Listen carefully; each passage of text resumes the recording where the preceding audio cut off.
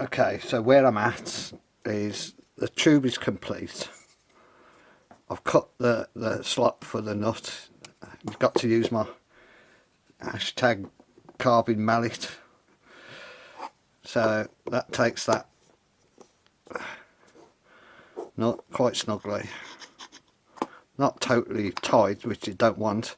Got to be a restraining method for that, so I've got to think about that a little bit more. And the order that things go in is this: a bearing, a spacer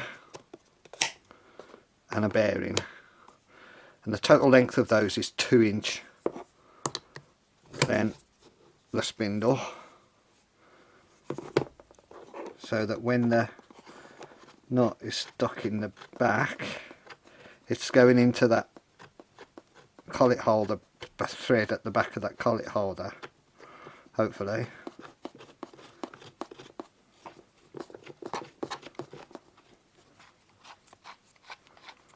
Yeah, it is now.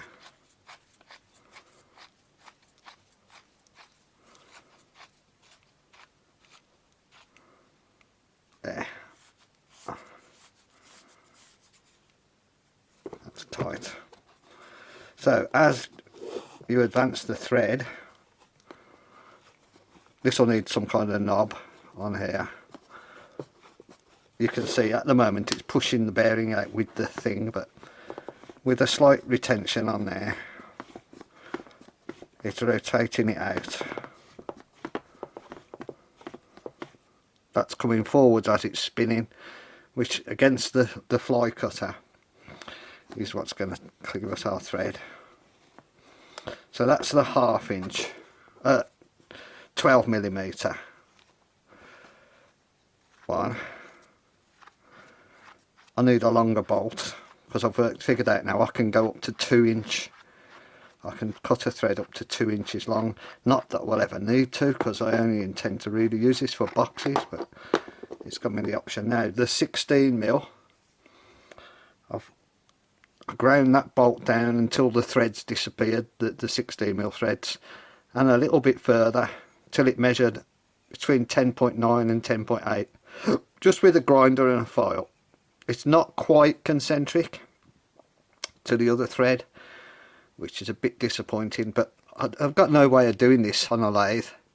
Even on my metal lathe, you've got to pass that head, which is about 26mm, 27mm, into the thing to cut on this side, and I don't have any way of holding that, so I grinding and then tapping. It was a mission for sure.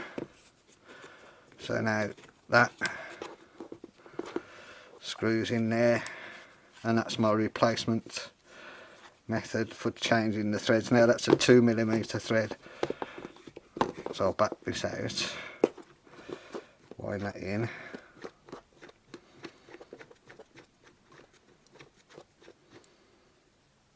line it up, push it in. So now as I screw that in, you can see that's coming out again. I've now got a 2mm pitch thread.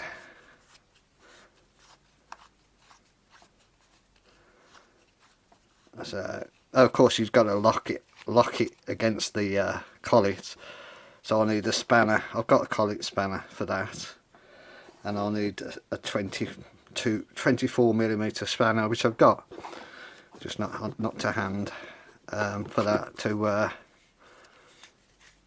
advance and retract, well, advance the thread only.